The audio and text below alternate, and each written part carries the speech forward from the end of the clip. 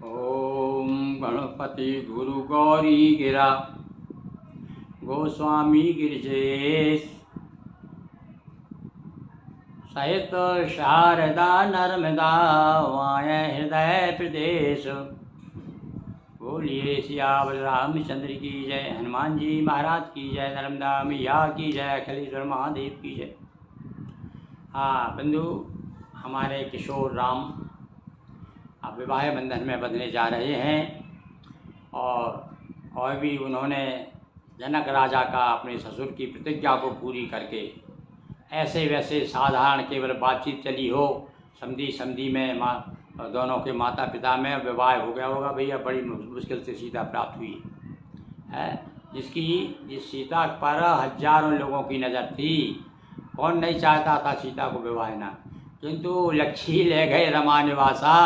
अरे वो माया तो मायापति की है, दूसरा उन्हें कौन छू सकता है।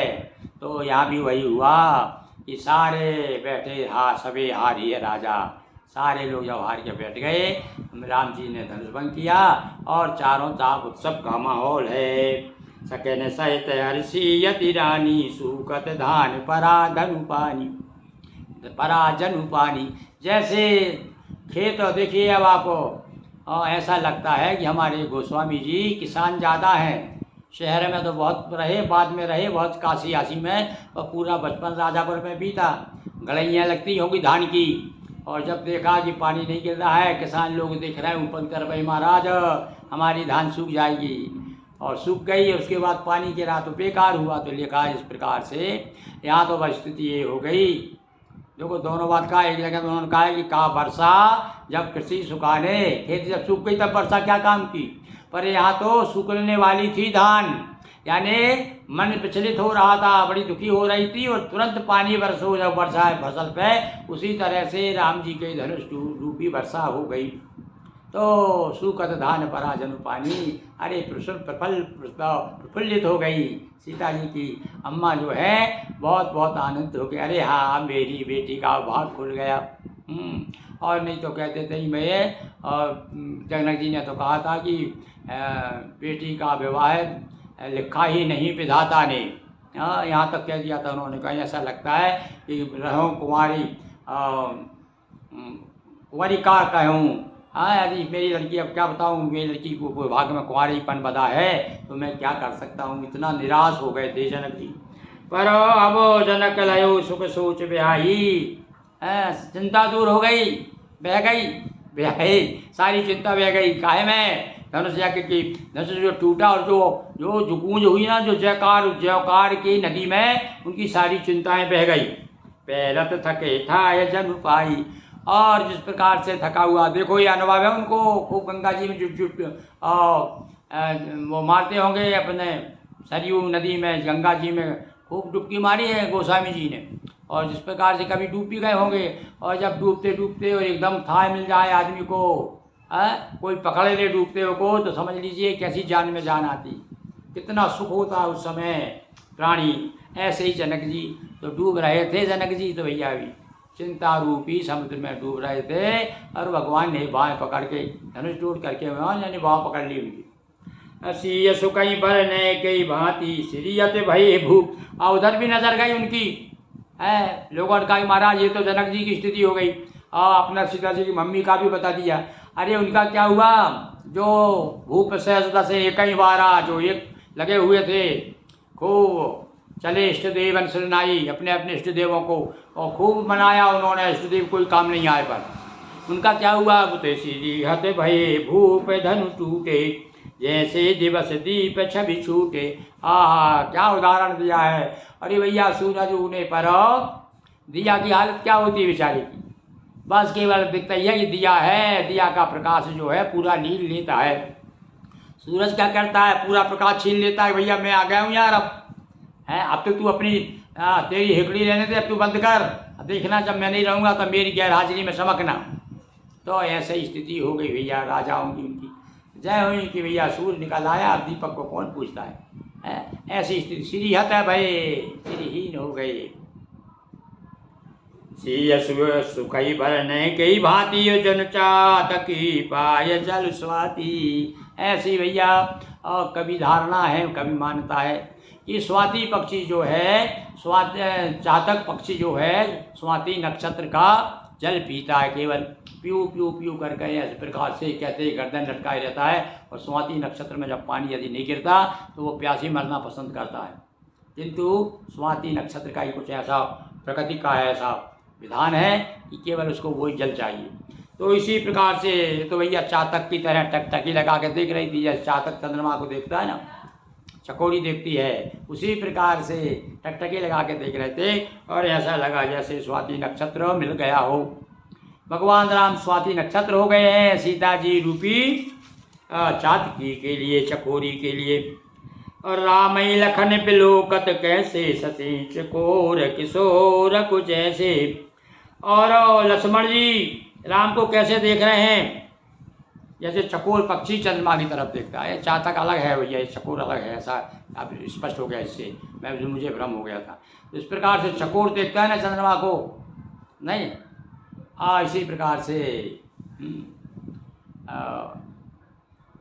क्यों चकित चंद्रमा एक मैंने गज़ल लिखी थी बहुत पहले, उसी में ये बताया था कि पूर्णिमा पर चंद्रमा में ज्वार क्यों आता है, जो सिंधु में ज्वार क्यों चंद्रमा देख कर, और क्यों चकोरी चकित चंद्रमा देख कर। ये प्रभात गोस्वामी जी का ही हमारा क्या है, हमने तो केवल शब्दों में ये फेर करके और अपनी एक गज़ल बना दी। क्या है वो सुनिए, थोड़ा सा विचार पंक्ति सुना देता हूँ मैं आपको। सिंधु में ज्वार क्यों चंद्रमा देख कर, एक प्रश्न उठाया मैंने, शाश्वत प्रश्न उठाया है, आपको अच्छा लगेगा यदि आप उत्तर दे सके तो स्वागत है आपका। सिंधु में ज्वार क्यों चंद्रमा देख कर, क्यों चकोरी चकित चंद्रमा देख कर, क्यों चकोरी चकित चंद्रमा देख कर। और रत्ना करने अनेकों दिए रत्न थे।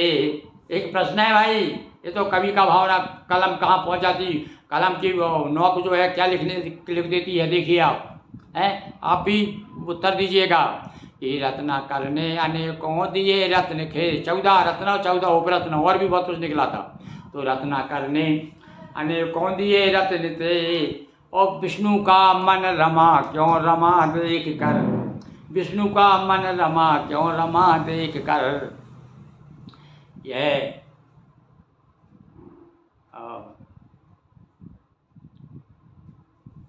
विष्णु का मन रमा क्यों रमा देख कर, क्यों चकोरी चकित चंद्रमा देख। थोड़ा 4-5 बंद और है उसके, इसी गज़ल के मुझे 2 याद आए हैं अभी, वो सुनिए। तो अब ये मैंने आपको सुना दिए। तो ऐसी चकोरी जिस प्रकार से चंद्रमा को देख करके प्रसन्न हो जाती है, तो इस समय हमारे रामचंद्र में राम के चंद्र लगा हुआ है ना, और हमारी किशोरी जी जो है वो चकोरी है, वो देख रही है चकोर की तरह टकटकी लगा करके। सतानंद तब आज सुदीना और सीता गमन राम पै कीना। देखिए उधर गुरु की आज्ञा मिली, विश्वामित्र जी ने जब तो आज्ञा नहीं दी, राम बैठे रहे हैं, तो अवसर पाए और देख लिया, कहा ठीक मौका है, जाओ उठाओ राम बन जाओ वो चापा, राम को आदेश दिया। अब इधर सतानंद, ये सतानंद जो है इनका संबंध इनसे है, कहते हैं अहिल्या गौतम ऋषि के पुत्र है, गौतम जी के पुत्र हैं सतानंद जी, अहिल्या माँ थी इनकी। तो ये इनके कुलगुरु थे, इनके कुलगुरु कौन के, जनक जी के और दशरथ जी के वशिष्ठ जी। तो इधर विश्वामित्र ने आदेश दिया, तो तब वो गुरु जी राम जी उठे, और जब सतानंद ने कहा, सतानंद जब आयुष दीना, आए बेटी जाओ, हो गया अब तुम जाओ, वरमाला धारण करो, पहना दो वरमाला, धारण करा दो राम जी को। और सखी संग सुंदर सचतुर और गावही मंगल चार, गविनी बाल मराल गति सुषमा अंग अपार, सियावर रामचंद्र पद जय शरणम। एक दुल्हन को देख करके दुल्हन का वर्णन ना किया जाए तो कैसे काम बनेगा भैया। सबसे पहले आदमी दूल्हा दुल्हन को देखता है, और यहाँ तक बारात निकलती है तो बूढ़ी बूढ़ी औरतें भी झरोखे में से झाँकती हो रही है, दूल्हा कैसा, वर कैसा हो भैया, दूल्हा कैसा हो, दुल्हन कैसी है, दुल्हन कैसी, भले चाहे वो काली कलूटी हो, पर उस समय तो भैया वो दुल्हन लक्ष्मी का रूप मानी जाती है, हर आदमी दर्शन करना चाहता है। तो यहाँ पर कहा है सुषमा अंग पार, अब अपार कह दिया भैया, अब आगे नहीं कह सकते गोस्वामी जी। इतनी सुंदर है हमारी सीता जी, इतनी सीता क्यों नहीं होगी सुंदर।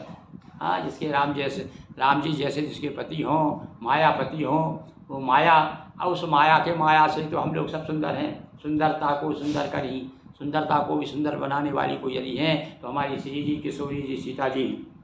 तो गविनी बाल मराल गति, कौन सी गति से? मराल, हंस की चाल से। और राम जी कौन सी चाल? पुरुष के लिए बताया, हाथी, मत गज, मत वाले हाथी की तरह चले।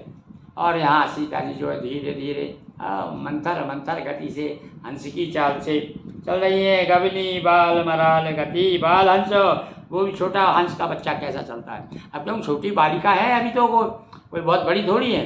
तो भाई बड़ी की उपमा कोई बड़ी हंसनी से थोड़ी दे सकते हैं। तो जैसे छोटी हंसनी चलती है, वैसे ही सीता जी धीरे धीरे चलते हुए, और सखी सोवत कैसे छविगन मध्य महाछव जैसे, और सखियाँ गीत गा रही हैं कि धीरे चलो सुकुमार, सुकुमार सिया प्यारी, धीरे चलो सुकुमार, सुकुमार सिया प्यारी। तुमरे बाबुल ने यज्ञ रचो है, और आए हैं भूप हजार, हजार मेरी प्यारी, धीरे चलो सुकुमार। और सीता जी सुकुमार, सीता जो है धीरे धीरे चल रही हैं। और गोस्वामी जी कह रहे हैं कि भैया मैं तो अब आगे नहीं बढ़ूँगा, और उनकी छवि को देख करके माता को प्रणाम कर रहा हूँ। बार बार बलहार हो रहे हैं गोस्वामी जी, और हम भी उस कल्पना करके और देख लिए, हमने मन में एक, हमने धनुष्यशाला बना ली है अपने मानसिक क्षेत्र में। और वहाँ पर जो है इधर देखिए राम जी धनुष तोड़ करके और अपने आराम से बैठ गए। अभी बैठे नहीं है, खड़े हुए हैं, क्योंकि अभी इनको माला पहनाना, इसलिए बैठ कैसे जाएंगे भैया। हाँ, दूल्हा जब तक माला नहीं पहन ले वही खड़ा रहना पड़ता है उसे अपनी दुल्हन के सामने। तो सीधे हाथ में जयमाल लेकर के और सखियों के साथ में सीता जी आगे बढ़ रही हैं। अब बढ़ते बढ़ते कल हम बताएंगे कि सीता जी गले में माला क्यों नहीं पहनाती, उसका प्रसंग भी हम सुंदर आपको बताएंगे। बोलिए सियावर रामचंद्र की जय। हर हर महादेव शंभो।